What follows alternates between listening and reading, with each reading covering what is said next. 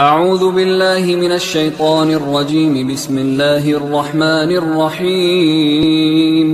ألف لام ميم.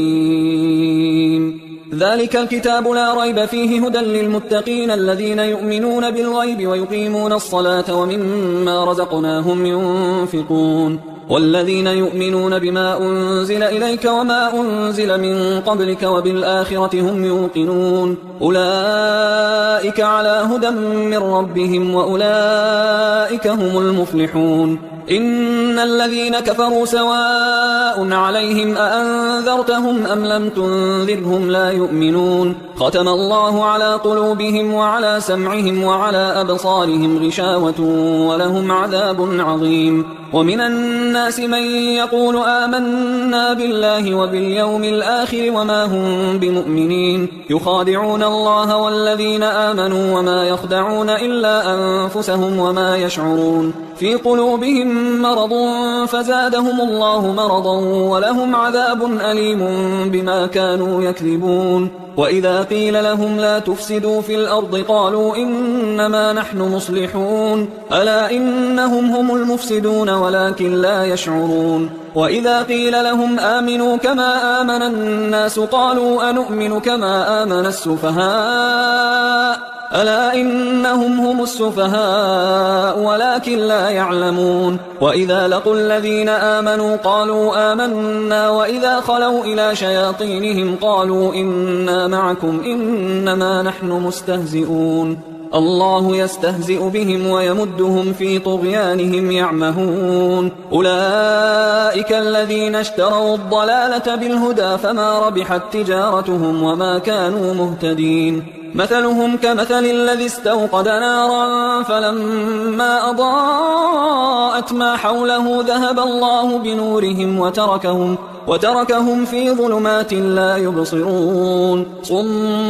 بكم عمي فهم لا يرجعون. أو كصيب من السماء فيه ظلمات ورعد وبرق يجعلون أصابعهم في آذانهم من الصواعق حذر الموت والله محيط بالكافرين. يكاد البرق يخطف أبصارهم كلما أضاء لهم مشوا فيه وإذا أظلم عليهم قاموا ولو شاء الله لذهب بسمعهم وأبصارهم إن الله على كل شيء قدير. يا أيها الناس اعبدوا ربكم الذي خلقكم والذين من قبلكم لعلكم تتقون الذي جعل لكم الأرض فراشا والسماء بناء وأنزل من السماء ماء فأخرج به من الثمرات رزقا لكم فلا تجعلوا لله أندادا وأنتم تعلمون. وإن كنتم في ريب مما نزلنا على عبدنا فأتوا بسورة من مثله وادعوا شهداءكم من دون الله إن كنتم صادقين. فإن لم تفعلوا ولن تفعلوا فاتقوا النار التي وقودها الناس والحجارة أعدت للكافرين. وبشر الذين آمنوا وعملوا الصالحات أن لهم جنات تجري من تحتها الأنهار كلما رزقوا منها من ثمرة رزقا قالوا هذا الذي رزقنا من قبل وأتوا به متشابها ولهم فيها أزواج مطهرة وهم فيها خالدون. إن الله لا يستحيي أن يضرب مثلا ما بعوضة فما فوقها فأما الذين آمنوا فيعلمون أنه الحق من ربهم وأما الذين كفروا فيقولون ماذا أراد الله بهذا مثلا يضل به كثيرا ويهدي به كثيرا وما يضل به إلا الفاسقين الذين ينقضون عهد الله من بعد ميثاقه ويقطعون ما أمر الله به أن يوصل ويفسدون في الأرض أولئك هم الخاسرون. كيف تكفرون بالله وكنتم أمواتا فأحياكم ثم يميتكم ثم يحييكم ثم إليه ترجعون. هو الذي خلق لكم ما في الأرض جميعا ثم استوى إلى السماء فسواهن 7 سماوات وهو بكل شيء عليم. وإذ قال ربك للملائكة إني جاعل في الأرض خليفة قالوا أتجعل فيها من يفسد فيها ويسفك الدماء ونحن نسبح بحمدك ونقدس لك قال إني أعلم ما لا تعلمون. وعلم آدم الأسماء كلها ثم عرضهم على الملائكة فقال أنبئوني بأسماء هؤلاء إن كنتم صادقين. قالوا سبحانك لا علم لنا إلا ما علمتنا إنك أنت العليم الحكيم. قال يا آدم أنبئهم بأسمائهم فلما أنبأهم بأسمائهم قال ألم أقل لكم إني أعلم غيب السماوات والأرض وأعلم ما تبدون وما كنتم تكتمون. وإذ قلنا للملائكة اسجدوا لآدم فسجدوا إلا إبليس أبى واستكبر وكان من الكافرين. وقلنا يا آدم اسكن أنت وزوجك الجنة وكلا منها رغدا حيث شئتما ولا تقربا هذه الشجرة فتكونا من الظالمين. فأزلهما الشيطان عنها فأخرجهما مما كانا فيه وقلنا اهبطوا بعضكم لبعض عدو ولكم في الأرض مستقر ومتاع إلى حين. فتلقى آدم من ربه كلمات فتاب عليه إنه هو التواب الرحيم. قلنا اهبطوا منها جميعا فإما يأتينكم مني هدى فمن تبع هداي فلا خوف عليهم ولا هم يحزنون. والذين كفروا وكذبوا بآياتنا أولئك أصحاب النار هم فيها خالدون. يا بني إسرائيل اذكروا نعمتي التي أنعمت عليكم وأوفوا بعهدي أوف بعهدكم وإياي فارهبون. وآمنوا بما أنزلت مصدقا لما معكم ولا تكونوا أول كافر به ولا تشتروا بآياتي ثمنا قليلا وإياي فاتقون. ولا تلبسوا الحق بالباطل وتكتموا الحق وأنتم تعلمون. وأقيموا الصلاة وآتوا الزكاة واركعوا مع الراكعين. أتأمرون الناس بالبر وتنسون أنفسكم وأنتم تتلون الكتاب أفلا تعقلون. واستعينوا بالصبر والصلاة وإنها لكبيرة إلا على الخاشعين الذين يظنون أنهم ملاقو ربهم وأنهم إليه راجعون. يا بني إسرائيل اذكروا نعمتي التي أنعمت عليكم وأني فضلتكم على العالمين. واتقوا يوما لا تجزي نفس عن نفس شيئا ولا يقبل منها شفاعة ولا يؤخذ منها عدل ولا هم ينصرون. وإذ نجيناكم من آل فرعون يسومونكم سوء العذاب يذبحون أبناءكم ويستحيون نساءكم وفي ذلكم بلاء من ربكم عظيم. وإذ فرقنا بكم البحر فأنجيناكم وأغرقنا آل فرعون وأنتم تنظرون. وإذ واعدنا موسى 40 ليلة ثم اتخذتم العجل من بعده وأنتم ظالمون. ثم عفونا عنكم من بعد ذلك لعلكم تشكرون. وإذ آتينا موسى الكتاب والفرقان لعلكم تهتدون. وإذ قال موسى لقومه يا قوم إنكم ظلمتم أنفسكم باتخاذكم العجل فتوبوا إلى بارئكم فاقتلوا أنفسكم ذلكم خير لكم عند بارئكم فتاب عليكم إنه هو التواب الرحيم. وإذ قلتم يا موسى لن نؤمن لك حتى نرى الله جهرة فأخذتكم الصاعقة وأنتم تنظرون. ثم بعثناكم من بعد موتكم لعلكم تشكرون. وظللنا عليكم الغمام وأنزلنا عليكم المن والسلوى كلوا من طيبات ما رزقناكم وما ظلمونا ولكن كانوا أنفسهم يظلمون. وإذ قلنا ادخلوا هذه القرية فكلوا منها حيث شئتم رغدا وادخلوا الباب سجدا وقولوا حطة نغفر لكم خطاياكم وسنزيد المحسنين. فبدل الذين ظلموا قولا غير الذي قيل لهم فأنزلنا على الذين ظلموا رجزا من السماء بما كانوا يفسقون وإذ استسقى موسى لقومه فقلنا اضرب بعصاك الحجر فانفجرت منه 12 عينا قد علم كل أناس مشربهم كلوا واشربوا من رزق الله ولا تعثوا في الأرض مفسدين وإذ قلتم يا موسى لن نصبر على طعام واحد فادع لنا ربك يخرج لنا مما تنبت الأرض من بقلها وقثائها وفومها وعدسها وبصلها قال أتستبدلون الذي هو أدنى بالذي هو خير اهبطوا مصرا فإن لكم ما سألتم وضربت عليهم الذلة والمسكنة وباءوا بغضب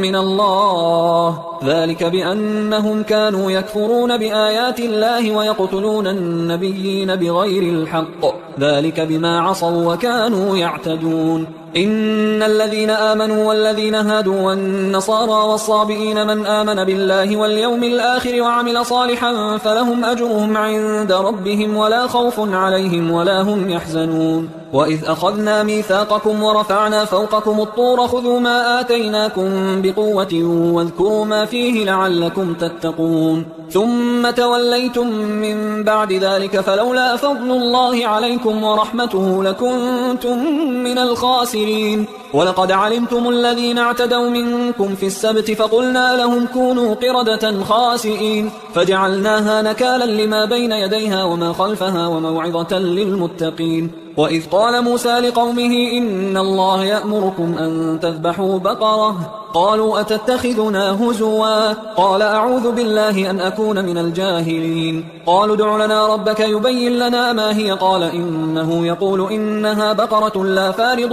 ولا بكر عوان بين ذلك فافعلوا ما تؤمرون قالوا ادع لنا ربك يبين لنا ما لونها قال إنه يقول إنها بقرة صفراء فاقع لونها تسر الناظرين قالوا ادع لنا ربك يبين لنا ما هي إن البقرة شابه علينا وإنا إن شاء الله لمهتدون قال إنه يقول إنها بقرة لا ذلول تثير الأرض ولا تسقي الحرث مسلمة لا شية فيها قالوا الآن جئت بالحق فذبحوها وما كادوا يفعلون وإذ قتلتم نفسا فادارأتم فيها والله مخرج ما كنتم تكتمون فقلنا اضربوه ببعضها كذلك يحيي الله الموتى ويريكم آياته لعلكم تعقلون ثم قست قلوبكم من بعد ذلك فهي كالحجارة أو أشد قسوة وإن من الحجارة لما يتفجر منه الأنهار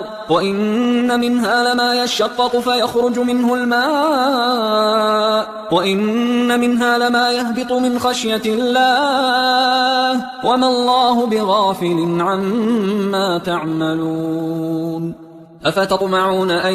يؤمنوا لكم وقد كان فريق منهم يسمعون كلام الله ثم يحرفونه من بعد ما عقلوه وهم يعلمون وإذا لقوا الذين آمنوا قالوا آمنا وإذا خلا بعضهم إلى بعض قالوا أتحدثونهم بما فتح الله عليكم ليحاجوكم به عند ربكم أفلا تعقلون أولا يعلمون أن الله يعلم ما يسرون وما يعلنون ومنهم أميون لا يعلمون الكتاب إلا أماني وإنهم إلا يظنون فويل للذين يكتبون الكتاب بأيديهم ثم يقولون هذا من عند الله ليشتروا به ثمنا قليلا فويل لهم مما كتبت أيديهم وويل لهم مما يكسبون وقالوا لن تمسنا النار إلا أياما معدودة قل أتخذتم عند الله عهدا فلن يخلف الله عهده أم تقولون على الله ما لا تعلمون بلى من كسب سيئة وأحاطت به خطيئته فأولئك أصحاب النار هم فيها خالدون والذين آمنوا وعملوا الصالحات أولئك أصحاب الجنة هم فيها خالدون وإذ أخذنا ميثاق بني إسرائيل لا تعبدون إلا الله وبالوالدين إحسانا وذي القربى واليتامى والمساكين وقولوا للناس حسنا وأقيموا الصلاة وآتوا الزكاة ثم توليتم إلا قليلا منكم وأنتم معرضون وإذ أخذنا ميثاقكم لا تسفكون دماءكم ولا تخرجون أنفسكم من دياركم ثم أقررتم وأنتم تشهدون ثم أنتم هؤلاء تقتلون أنفسكم وتخرجون فريقا منكم من ديارهم تظاهرون عليهم بالإثم والعدوان وإن يأتوكم أسارى تفادوهم وهو محرم عليكم إخراجهم أفتؤمنون ببعض الكتاب وتكفرون ببعض فما جزاء من يفعل ذلك منكم إلا خزي في الحياة الدنيا ويوم القيامة يردون إلى أشد العذاب وما الله بغافل عما تعملون أولئك الذين اشتروا الحياة الدنيا بالآخرة فلا يخفف عنهم العذاب ولا هم ينصرون ولقد آتينا موسى الكتاب وقفينا من بعده بالرسل وآتينا عيسى ابن مريم البينات وأيدناه بروح القدس أفكلما جاءكم رسول بما لا تهوى أنفسكم استكبرتم ففريقا كذبتم وفريقا تقتلون وقالوا قلوبنا غلف بل لعنهم الله بكفرهم فقليلا ما يؤمنون ولما جاءهم كتاب من عند الله مصدق لما معهم وكانوا من قبل يستفتحون على الذين كفروا فلما جاءهم ما عرفوا كفروا به فلعنة الله على الكافرين بئس ما اشتروا به أنفسهم أن يكفروا بما أنزل الله بغيا أن ينزل الله من فضله على من يشاء من عباده فباءوا بغضب على غضب وللكافرين عذاب مهين وإذا قيل لهم آمنوا بما أنزل الله قالوا نؤمن بما أنزل علينا ويكفرون بما وراءه وهو الحق مصدقا لما معهم قل فلم تقتلون أنبياء الله من قبل إن كنتم مؤمنين ولقد جاءكم موسى بالبينات ثم اتخذتم العجل من بعده وأنتم ظالمون وإذ أخذنا ميثاقكم ورفعنا فوقكم الطور خذوا ما آتيناكم بقوة واسمعوا قالوا سمعنا وعصينا وأشربوا في قلوبهم العجل بكفرهم قل بئس ما يأمركم به إيمانكم إن كنتم مؤمنين قل إن كانت لكم الدار الآخرة عند الله خالصة من دون الناس فتمنوا الموت إن كنتم صادقين ولن يتمنوه أبدا بما قدمت أيديهم والله عليم بالظالمين ولتجدنهم أحرص الناس على حياة ومن الذين أشركوا يود أحدهم لو يعمر 1000 سنة وما هو بمزحزحه من العذاب أن يعمر والله بصير بما يعملون قل من كان عدوا لجبريل فإنه نزله على قلبك بإذن الله مصدقا لما بين يديه وهدى وبشرى للمؤمنين من كان عدوا لله وملائكته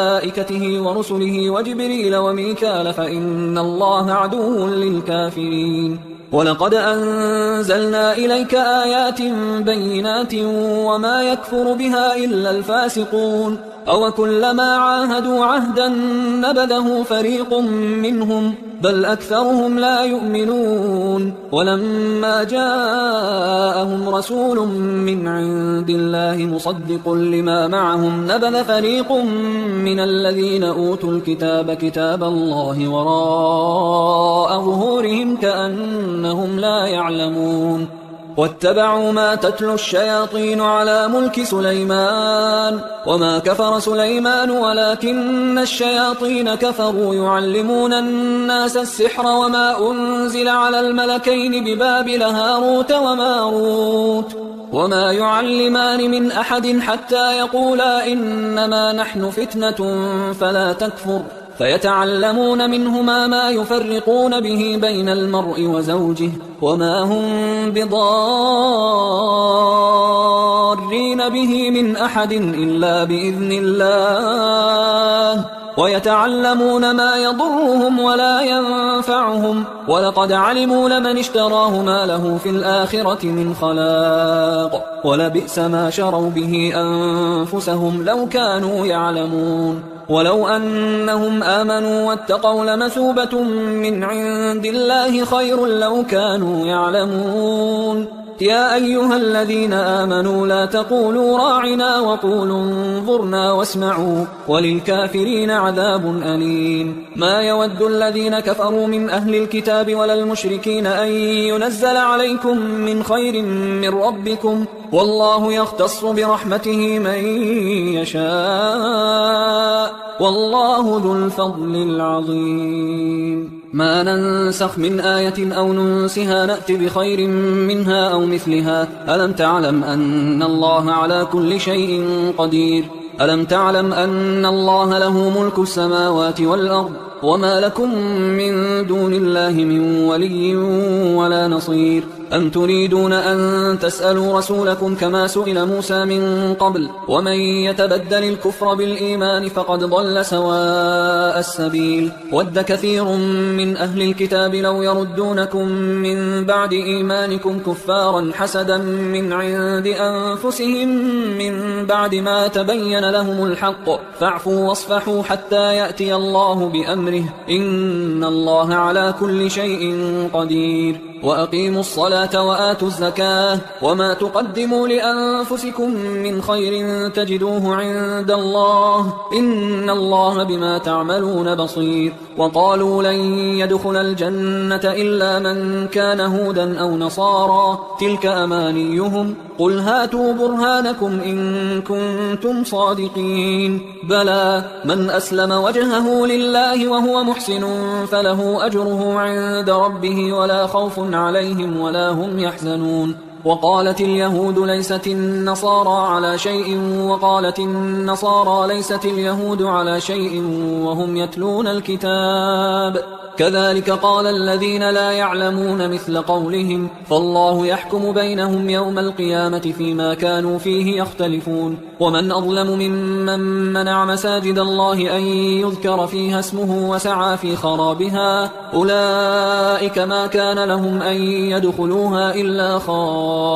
خائفين لهم في الدنيا خزي ولهم في الآخرة عذاب عظيم ولله المشرق والمغرب فأينما تولوا فثم وجه الله إن الله واسع عليم وقالوا اتخذ الله ولدا سبحانه بل له ما في السماوات والأرض كل له قانتون بديع السماوات والأرض وإذا قضى أمرا فإنما يقول له كن فيكون وقال الذين لا يعلمون لولا يكلمنا الله أو تأتينا آية كذلك قال الذين من قبلهم مثل قولهم تشابهت قلوبهم قد بينا الآيات لقوم يوقنون إنا أرسلناك بالحق بشيرا ونذيرا ولا تسأل عن أصحاب الجحيم ولن ترضى عنك اليهود ولا النصارى حتى تتبع ملتهم قل إن هدى الله هو الهدى ولئن اتبعت أهواءهم بعد الذي جاءك من العلم ما لك من الله من ولي ولا نصير الذين آتيناهم الكتاب يتلونه حق تلاوته أولئك يؤمنون به ومن يكفر به فأولئك هم الخاسرون يا بني إسرائيل اذكروا نعمتي التي أنعمت عليكم وأني فضلتكم على العالمين واتقوا يوما لا تجزي نفس عن نفس شيئا ولا يقبل منها عدل ولا تنفعها شفاعة ولا هم ينصرون وإذ ابتلى إبراهيم ربه بكلمات فأتمهن قال إني جاعلك للناس إماما قال ومن ذريتي قال لا ينال عهد الظالمين وإذ جعلنا البيت مثابة للناس وأمنا واتخذوا من مقام إبراهيم مصلى وعهدنا إلى إبراهيم وإسماعيل أن طهرا بيتي للطائفين والعاكفين والركع السجود. وإذ قال إبراهيم رب اجعل هذا بلدا آمنا وارزق أهله من الثمرات من آمن منهم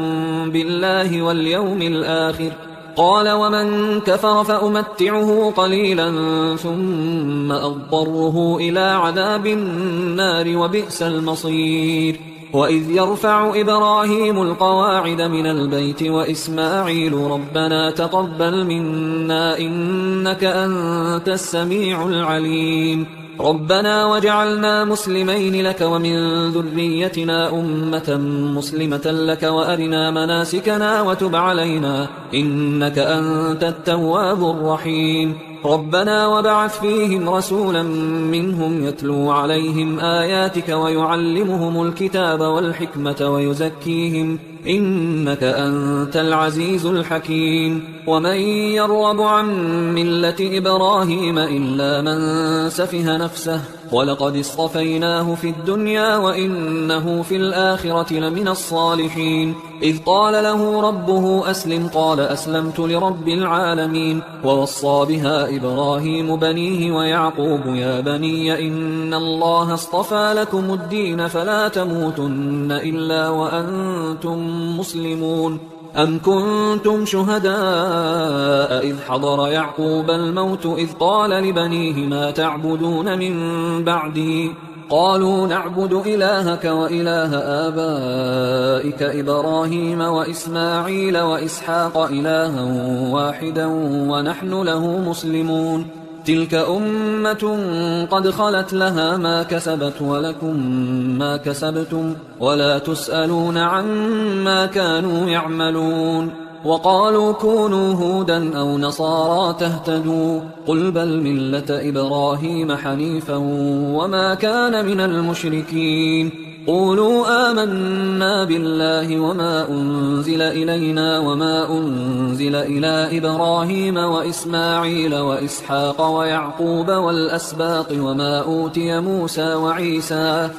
أوتي موسى وعيسى وما أوتي النبيون من ربهم لا نفرق بين أحد منهم ونحن له مسلمون فإن آمنوا بمثل ما آمنتم به فقد اهتدوا وإن تولوا فإنما هم في شقاق فسيكفيكهم الله وهو السميع العليم صبغة الله ومن أحسن من الله صبغة ونحن له عابدون قل أتحاجوننا في الله وهو ربنا وربكم ولنا أعمالنا ولكم أعمالكم ونحن له مخلصون أم تقولون إن إبراهيم وإسماعيل وإسحاق ويعقوب والأسباط كانوا هودا أو نصارى قل أأنتم أعلم أم الله ومن أظلم ممن كتم شهادة عنده من الله وما الله بغافل عما تعملون تلك أمة قد خلت لها ما كسبت ولكم ما كسبتم ولا تسألون عما كانوا يعملون سيقول السفهاء من الناس ما ولاهم عن قبلتهم التي كانوا عليها قل لله المشرق والمغرب يهدي من يشاء إلى صراط مستقيم وكذلك جعلناكم أمة وسطا لتكونوا شهداء على الناس ويكون الرسول عليكم شهيدا وما جعلنا القبلة التي كنت عليها إلا لنعلم من يتبع الرسول ممن ينقلب على عقبيه وإن كانت لكبيرة إلا على الذين هدى الله وما كان الله ليضيع إيمانكم إن الله بالناس لرؤوف رحيم قد نرى تقلب وجهك في السماء فلنولينك قبلة ترضاها فول وجهك شطر المسجد الحرام وحيث ما كنتم فولوا وجوهكم شطره وإن الذين أوتوا الكتاب ليعلمون أنه الحق من ربهم وما الله بغافل عما يعملون ولئن أتيت الذين أوتوا الكتاب بكل آية ما تبعوا قبلتك وما أنت بتابع قبلتهم وما بعضهم بتابع قبلة بعض ولئن اتبعت أهواءهم من بعد ما جاءك من العلم إنك إذا لمن الظالمين الذين آتيناهم الكتاب يعرفونه كما يعرفون أبناءهم وإن فريقا منهم ليكتمون الحق وهم يعلمون الحق من ربك فلا تكونن من الممترين ولكل وجهة هو موليها فاستبقوا الخيرات أينما تكونوا يأتي بكم الله جميعا إن الله على كل شيء قدير ومن حيث خرجت فول وجهك شطر المسجد الحرام وإنه للحق من ربك وما الله بغافل عما تعملون ومن حيث خرجت فول وجهك شطر المسجد الحرام وحيث ما كنتم فولوا وجوهكم شطره لئلا يكون للناس عليكم حجة إلا الذين ظلموا منهم فلا تخشوهم واخشوني ولأتم نعمتي عليكم ولعلكم تهتدون كما أرسلنا فيكم رسولا منكم يتلو عليكم آياتنا ويزكيكم ويعلمكم الكتاب والحكمة ويعلمكم ما لم تكونوا تعلمون فاذكروني أذكركم واشكروا لي ولا تكفرون يا أيها الذين آمنوا استعينوا بالصبر والصلاة إن الله مع الصابرين ولا تقولوا لمن يقتل في سبيل الله أموات بل أحياء ولكن لا تشعرون ولنبلونكم بشيء من الخوف والجوع ونقص من الأموال والأنفس والثمرات وبشر الصابرين الذين إذا أصابتهم مصيبة قالوا إنا لله وإنا إليه راجعون أولئك عليهم صلوات من ربهم ورحمة وأولئك هم المهتدون إن الصفا والمروة من شعائر الله فمن حج البيت أو اعتمر فلا جناح عليه أن يطوف بهما ومن تطوع خيرا فإن الله شاكر عليم إن الذين يكتمون ما أنزلنا من البينات والهدى من بعد ما بيناه للناس في الكتاب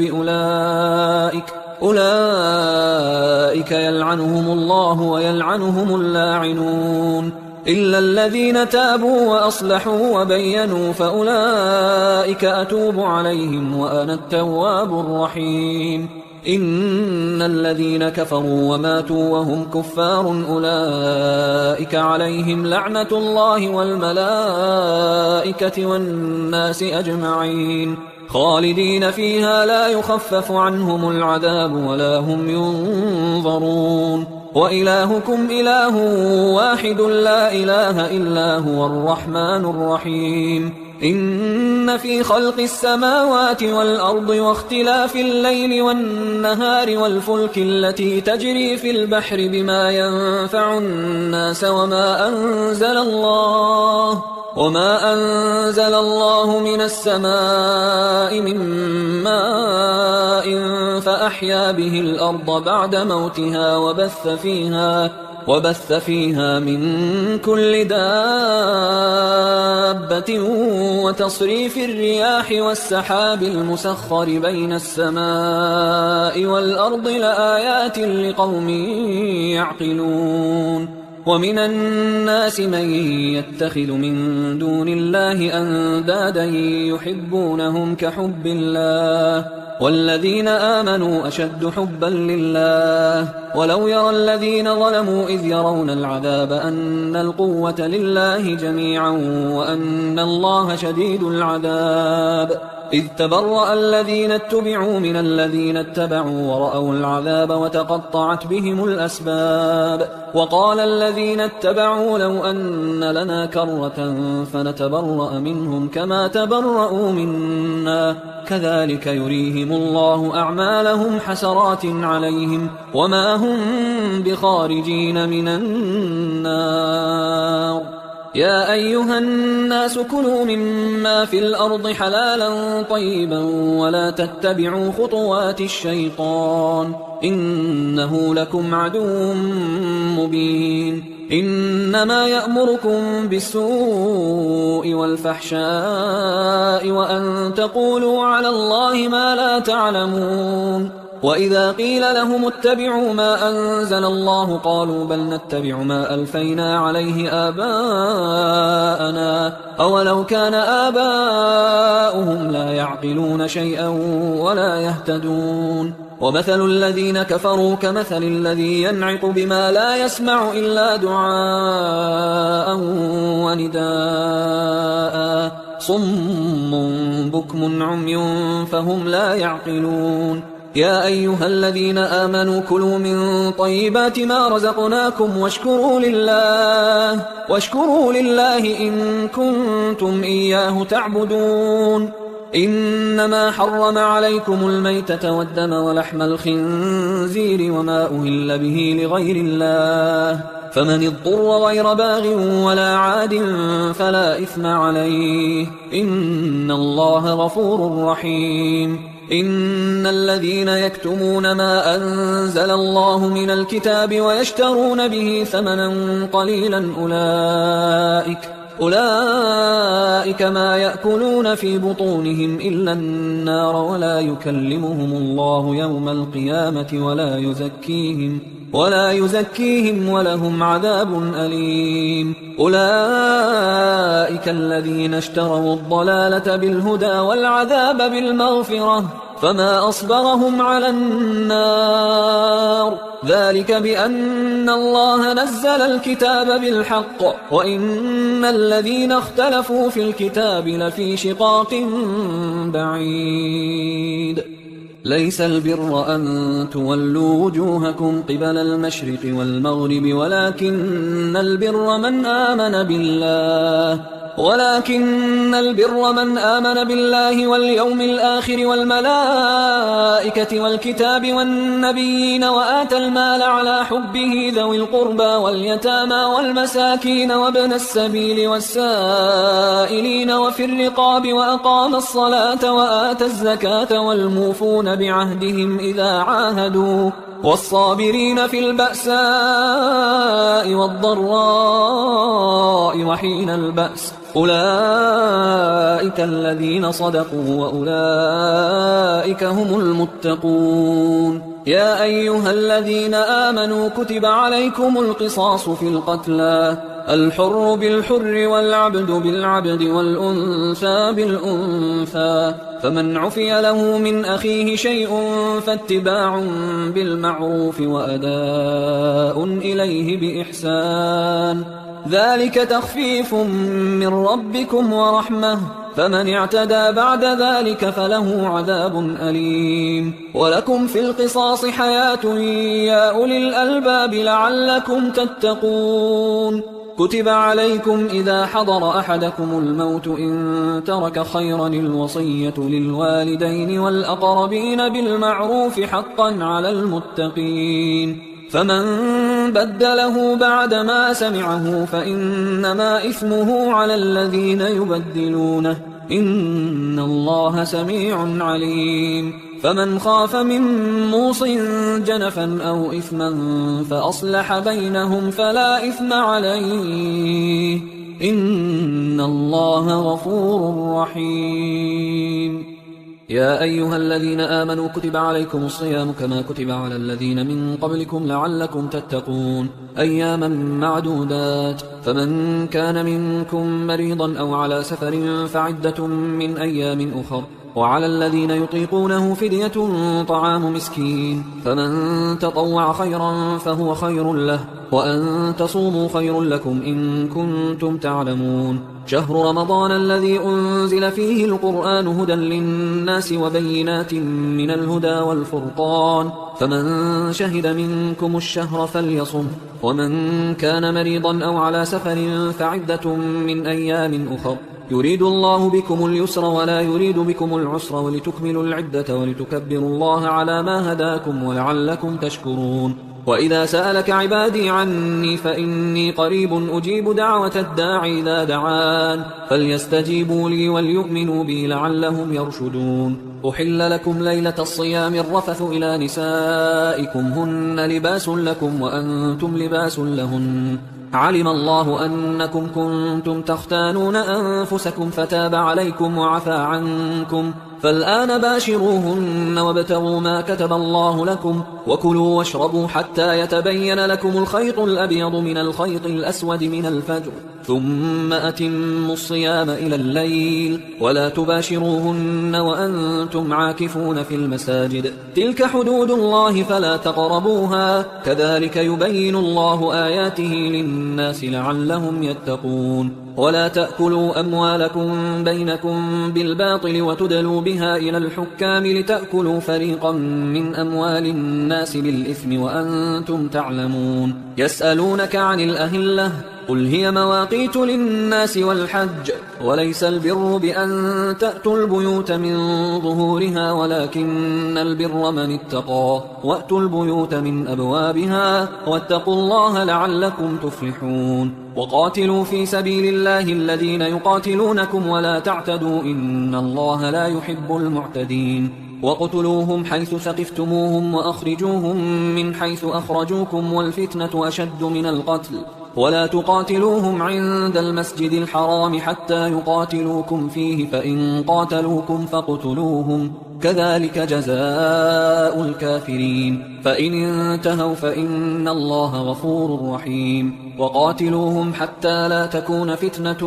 ويكون الدين لله، فإن انتهوا فلا عدوان إلا على الظالمين. الشهر الحرام بالشهر الحرام والحرمات قصاص، فمن اعتدى عليكم فاعتدوا عليه بمثل ما اعتدى عليكم، واتقوا الله واعلموا أن الله مع المتقين. وأنفقوا في سبيل الله ولا تلقوا بأيديكم إلى التهلكة وأحسنوا إن الله يحب المحسنين. وأتموا الحج والعمرة لله، فإن أحصرتم فما استيسر من الهدي، ولا تحلقوا رؤوسكم حتى يبلغ الهدي محله، فمن كان منكم مريضا أو به أذى من رأسه ففدية من صيام أو صدقة أو نسك، فإذا أمنتم فمن تمتع بالعمرة إلى الحج فما استيسر من الهدي، فمن لم يجد فصيام 3 أيام في الحج و7 إذا رجعتم، تلك 10 كاملة، ذلك لمن لم يكن أهله حاضر المسجد الحرام. واتقوا الله واعلموا أن الله شديد العقاب. الحج أشهر معلومات، فمن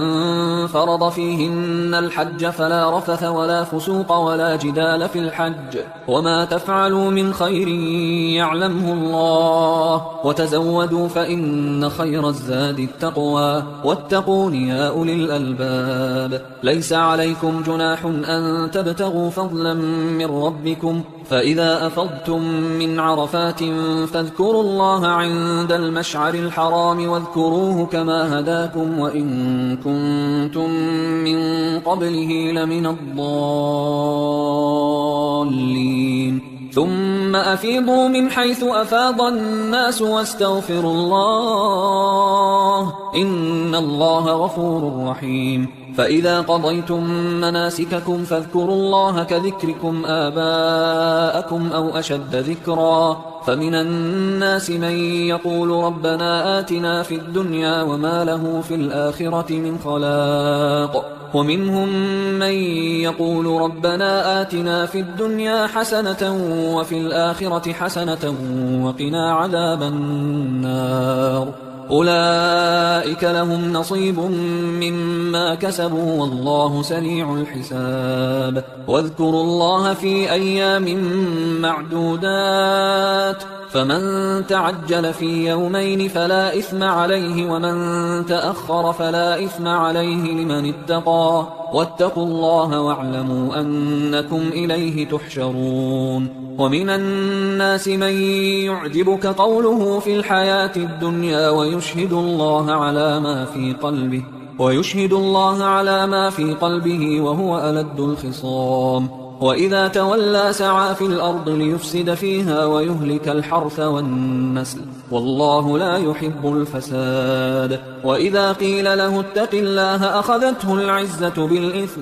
فحسبه جهنم ولبئس المهاد. ومن الناس من يشري نفسه ابتغاء مرضات الله والله رؤوف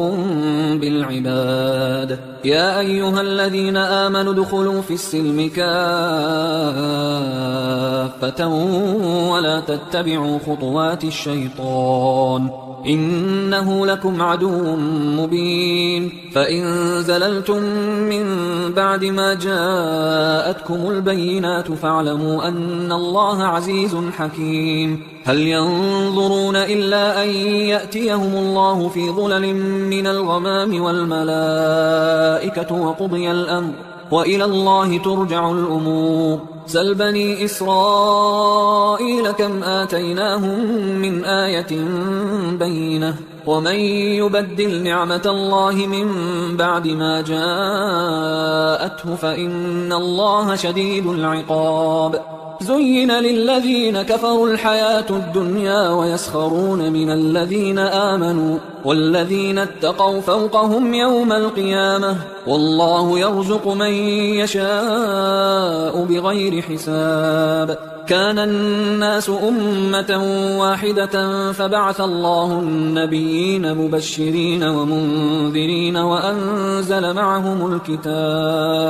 وأنزل معهم الكتاب بالحق ليحكم بين الناس فيما اختلفوا فيه وما اختلف فيه إلا الذين أوتوه من بعد ما جاءتهم البينات بغيا بينهم فهدى الله الذين آمنوا لما اختلفوا فيه من الحق بإذنه والله يهدي من يشاء إلى صراط مستقيم. أم حسبتم أن تدخلوا الجنة ولما يأتكم مثل الذين خلوا من قبلكم مستهم البأساء والضراء وزلزلوا حتى يقول الرسول والذين آمنوا معه متى نصر الله ألا إن نصر الله قريب. يسألونك ماذا ينفقون قل ما أنفقتم من خير فللوالدين والأقربين واليتامى والمساكين وابن السبيل وما تفعلوا من خير فإن الله به عليم. كتب عليكم القتال وهو كره لكم وعسى أن تكرهوا شيئا وهو خير لكم وعسى أن تحبوا شيئا وهو شر لكم والله يعلم وأنتم لا تعلمون. يسألونك عن الشهر الحرام قتال فيه قل قتال فيه كبير وصد عن سبيل الله وكفر به والمسجد الحرام وإخراج أهله منه أكبر عند الله والفتنة أكبر من القتل ولا يزالون يقاتلونكم حتى يردوكم عن دينكم إن استطاعوا ومن يرتدد منكم عن دينه فيمت وهو كافر فأولئك حبطت أعمالهم في الدنيا والآخرة وأولئك أصحاب النار هم فيها خالدون. إن الذين آمنوا والذين هاجروا وجاهدوا في سبيل الله أولئك يرجون رحمة الله والله غفور رحيم. يسألونك عن الخمر والميسر قل فيهما إثم كبير ومنافع للناس وإثمهما أكبر من نفعهما ويسألونك ماذا ينفقون قل العفو كذلك يبين الله لكم الآيات لعلكم تتفكرون في الدنيا والآخرة ويسألونك عن اليتامى قل إصلاح لهم خير وإن تخالطوهم فإخوانكم والله يعلم المفسد من المصلح ولو شاء الله لأعنتكم إن الله عزيز حكيم ولا تنكحوا المشركات حتى يؤمن ولأمة مؤمنة خير من مشركة ولو أعجبتكم ولا تنكحوا المشركين حتى يؤمنوا ولعبد مؤمن خير من مشرك ولو أعجبكم أولئك يدعون إلى النار والله يدعو إلى الجنة والمغفرة بإذنه ويبين آياته للناس لعلهم يتذكرون ويسألونك عن المحيض قل هو أذى فاعتزلوا النساء في المحيض ولا تقربوهن حتى يطهرن فإذا تطهرن فأتوهن من حيث أمركم الله إن الله يحب التوابين ويحب المتطهرين نساؤكم حرث لكم فأتوا حرثكم أنى شئتم وقدموا لأنفسكم واتقوا الله واعلموا أنكم ملاقوه وبشر المؤمنين ولا تجعلوا الله عرضة لأيمانكم أن تبروا وتتقوا وتصلحوا بين الناس والله سميع عليم لا يؤاخذكم الله باللغو في أيمانكم ولكن يؤاخذكم بما كسبت قلوبكم والله غفور حليم للذين يؤلون من نسائهم تربص 4 أشهر فإن فاءوا فإن الله غفور رحيم وإن عزموا الطلاق فإن الله سميع عليم والمطلقات يتربصن بأنفسهن 3 قروء ولا يحل لهن أن يكتمن ما خلق الله في أرحامهن إن كن يؤمن بالله واليوم الآخر وبعولتهن أحق بردهن في ذلك إن أرادوا إصلاحا ولهن مثل الذي عليهن بالمعروف وللرجال عليهن درجة والله عزيز حكيم الطلاق 2 مرتان فإمساكم بمعروف أو تسريح بإحسان ولا يحل لكم أن تأخذوا مما آتيتموهن شيئا إلا أن يخافا ألا يقيما حدود الله فإن خفتم ألا يقيما حدود الله فلا جناح عليهما فيما افتدت به تلك حدود الله فلا تعتدوها ومن يتعد حدود الله فأولئك هم الظالمون فإن طلقها فلا تحل له من بعد حتى تنكح زوجا غيره فإن طلقها فلا جناح عليهما أن يتراجعا إن ظنا أن يقيما حدود الله وتلك حدود الله يبينها لقوم يعلمون وإذا طلقتم النساء فبلغن أجلهن فأمسكوهن بمعروف أو سرحوهن بمعروف ولا تمسكوهن ضرارا لتعتدوا ومن يفعل ذلك فقد ظلم نفسه ولا تتخذوا آيات الله هزوا واذكروا نعمة الله عليكم وما أنزل عليكم من الكتاب والحكمة يعظكم به واتقوا الله واعلموا أن الله بكل شيء عليم وإذا طلقتم النساء فبلغن أجلهن فلا تعضلوهن أن ينكحن أزواجهن إذا تراضوا بينهم بالمعروف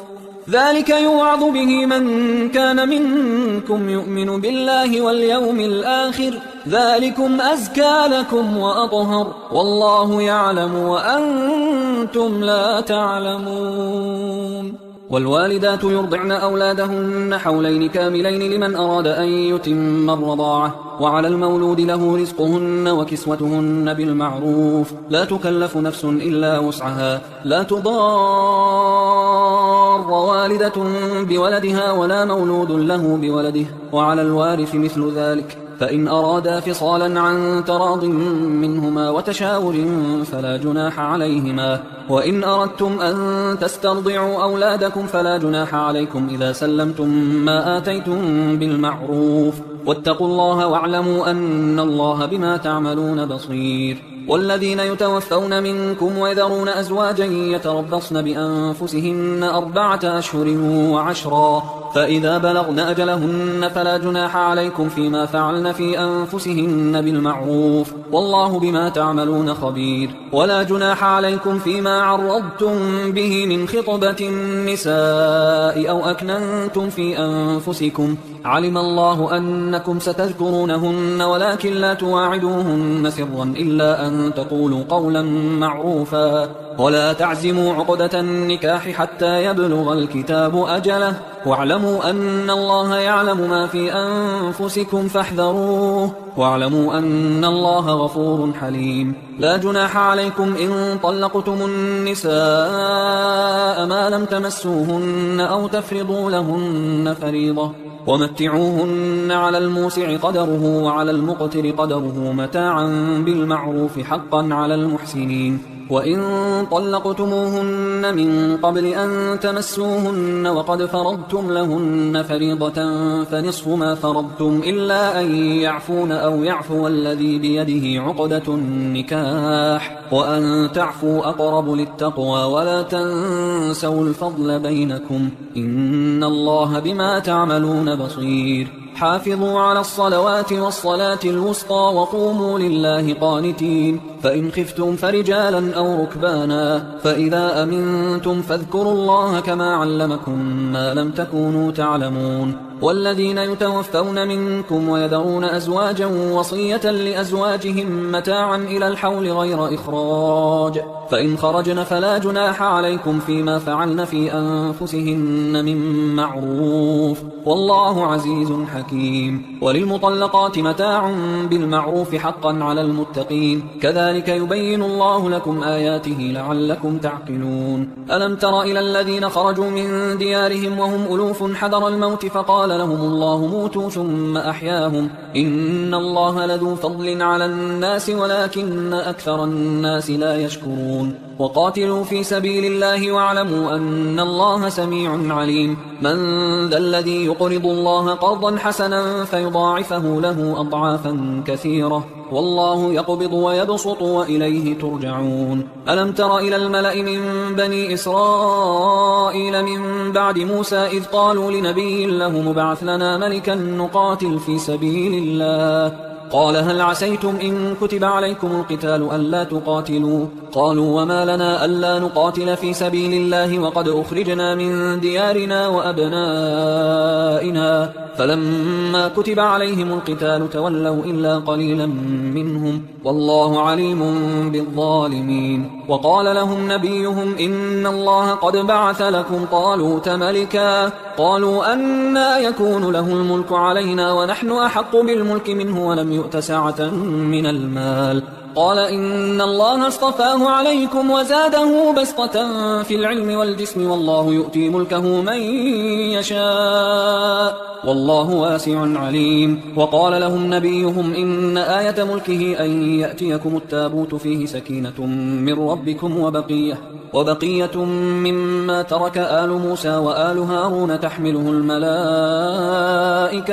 إن في ذلك لآية لكم إن كنتم مؤمنين. فلما فصل طالوت بالجنود قال إن الله مبتليكم بنهر فمن شرب منه فليس مني ومن لم يطعمه فإنه مني إلا من اغترف غرفة بيده فشربوا منه إلا قليلا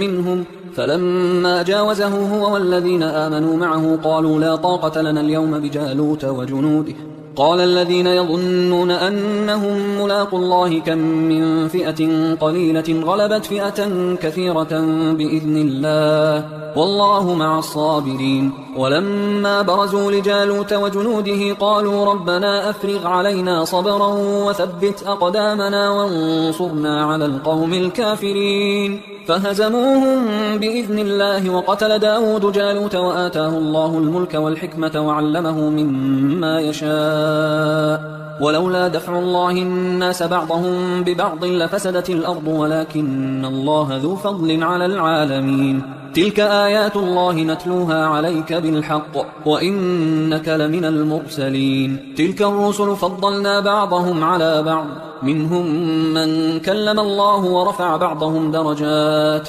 وآتينا عيسى ابن مريم البينات وأيدناه بروح القدس ولو شاء الله ما اقتتل الذين من بعدهم من بعد ما جاءتهم البينات ولكن اختلفوا فمنهم من آمن ومنهم من كفر ولو شاء الله ما اقتتلوا ولكن الله يفعل ما يريد يا أيها الذين آمنوا أنفقوا مما رزقناكم من قبل أن يأتي يوم لا بيع فيه ولا خلة ولا شفاعة والكافرون هم الظالمون الله لا إله إلا هو الحي القيوم لا تأخذه سنة ولا نوم له ما في السماوات وما في الأرض من ذا الذي يشفع عنده إلا بإذنه يعلم ما بين أيديهم وما خلفهم ولا يحيطون بشيء من علمه إلا بما شاء وسع كرسيه السماوات والأرض ولا يؤوده حفظهما وهو العلي العظيم لا إكراه في الدين قد تبين الرشد من الغي فمن يكفر بالطاغوت ويؤمن بالله فقد استمسك بالعروة الوثقى لا انفصام لها والله سميع عليم الله ولي الذين آمنوا يخرجهم من الظلمات إلى النور والذين كفروا أولياؤهم الطاغوت يخرجونهم من النور إلى الظلمات أولئك أصحاب النار هم فيها خالدون ألم تر إلى الذي حاج إبراهيم في ربه أن آتاه الله الملك إذ قال إبراهيم ربي الذي يحيي ويميت قال أنا أحيي وأميت قال إبراهيم فإن الله يأتي بالشمس من المشرق فأت بها من المغرب فبهت الذي كفر والله لا يهدي القوم الظالمين أو كالذي مر على قرية وهي خاوية على عروشها قال أنى يحيي هذه الله بعد موتها فأماته الله 100 عام ثم بعثه قال كم لبثت قال لبثت يوما أو بعض يوم قال بل لبثت 100 عام فانظر إلى طعامك وشرابك لم يتسنه وانظر إلى حمارك ولنجعلك آية للناس وانظر إلى العظام كيف ننشزها ثم نكسوها لحما فلما تبين له قال أعلم أن الله على كل شيء قدير وإذ قال إبراهيم رب أرني كيف تحيي الموتى قال أولم تؤمن قال بلى ولكن ليطمئن قلبي قال فخذ 4 من الطير فصرهن إليك ثم اجعل على كل جبل منهن جزءا ثم ادعهن يأتينك سعيا واعلم أن الله عزيز حكيم مثل الذين ينفقون أموالهم في سبيل الله كمثل حبة أنبتت 7 سنابل في كل سنبلة 100 حبة والله يضاعف لمن يشاء والله واسع عليم الذين ينفقون أموالهم في سبيل الله ثم لا يتبعون ما أنفقوا منا ولا أذى لهم أجرهم عند ربهم ولا خوف عليهم ولا هم يحزنون قول معروف ومغفرة خير من صدقة يتبعها أذى والله غني حليم يا أيها الذين آمنوا لا تبطلوا صدقاتكم بالمن والأذى كالذي ينفق ماله رئاء الناس ولا يؤمن بالله واليوم الآخر فمثله كمثل صفوان عليه تراب فأصابه وابل فتركه صلدا لا يقدرون على شيء مما كسبوا والله لا يهدي القوم الكافرين ومثل الذين ينفقون أموالهم ابتغاء مرضات الله وتثبيتا من أنفسهم كمثل جنة بربوة أصابها وابل فآتت أكلها ضعفين فإن لم يصبها وابل فطل والله بما تعملون بصير أيود أحدكم أن تكون له جنة من نخيل وأعناب تجري من تحتها الأنهار له فيها من كل الثمرات وأصابه الكبر وله ذرية ضعفاء فأصابها إعصار فيه نار فاحترقت. كذلك يبين الله لكم الآيات لعلكم تتفكرون. يا أيها الذين آمنوا أنفقوا من طيبات ما كسبتم ومما أخرجنا لكم من الأرض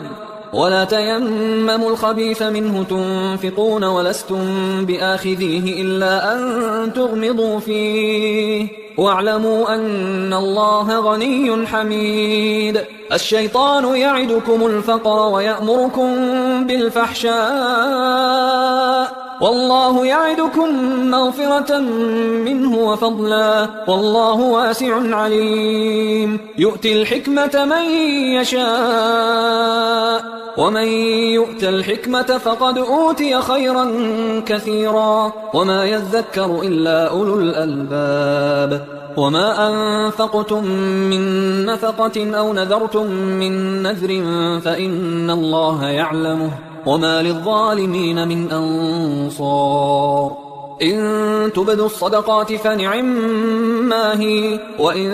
تخفوها وتؤتوها الفقراء فهو خير لكم ويكفر عنكم من سيئاتكم والله بما تعملون خبير. ليس عليك هداهم ولكن الله يهدي من يشاء. وما تنفقوا من خير فلأنفسكم وما تنفقون إلا ابتغاء وجه الله وما تنفقوا من خير يوفى إليكم وأنتم لا تظلمون. للفقراء الذين أحصروا في سبيل الله لا يستطيعون ضربا في الأرض يحسبهم الجاهل أغنياء من التعفف تعرفهم بسيماهم لا يسألون الناس إلحافا. وما تنفقوا من خير فإن الله به عليم. الذين ينفقون أموالهم بالليل والنهار سرا وعلانية فلهم أجرهم عند ربهم ولا خوف عليهم ولا هم يحزنون. الذين يأكلون الربا لا يقومون إلا كما يقوم الذي يتخبطه الشيطان من المس ذلك بأنهم قالوا إنما البيع مثل الربا وأحل الله البيع وحرم الربا. فمن جاءه موعظة من ربه فانتهى فله ما سلف وأمره إلى الله ومن عاد فأولئك أصحاب النار هم فيها خالدون. يمحق الله الربا ويربي الصدقات والله لا يحب كل كفار أثيم. إن الذين آمنوا وعملوا الصالحات وأقاموا الصلاة وآتوا الزكاة لهم أجرهم عند ربهم ولا خوف عليهم ولا هم يحزنون. يا أيها الذين آمنوا اتقوا الله وذروا ما بقي من الربا إن كنتم مؤمنين فإن لم تفعلوا فأذنوا بحرب من الله ورسوله وإن تبتم فلكم رؤوس أموالكم لا تظلمون ولا تظلمون. وإن كان ذو عسرة فنظرة إلى ميسرة وأن تصدقوا خير لكم إن كنتم تعلمون. واتقوا يوما ترجعون فيه إلى الله ثم توفى كل نفس ما كسبت وهم لا يظلمون. يا أيها الذين آمنوا إذا تداينتم بدين إلى أجل مسمى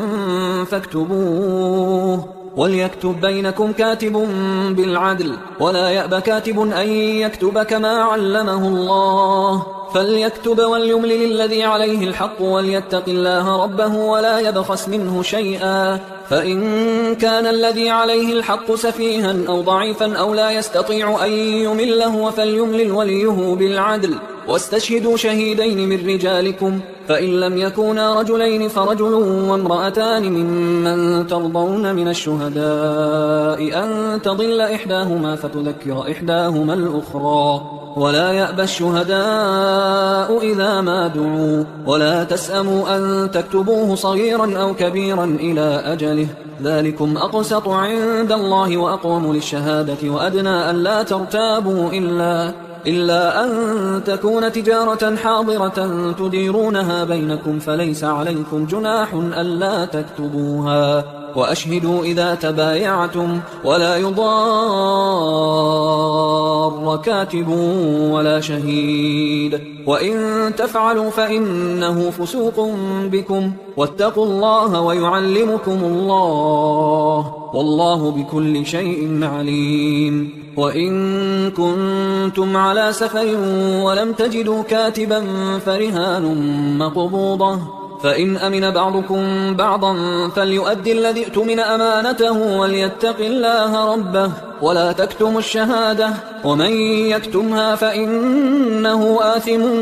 قلبه والله بما تعملون عليم لله ما في السماوات وما في الأرض وإن تبدوا ما في أنفسكم أو تخفوه يحاسبكم به الله فيغفر لمن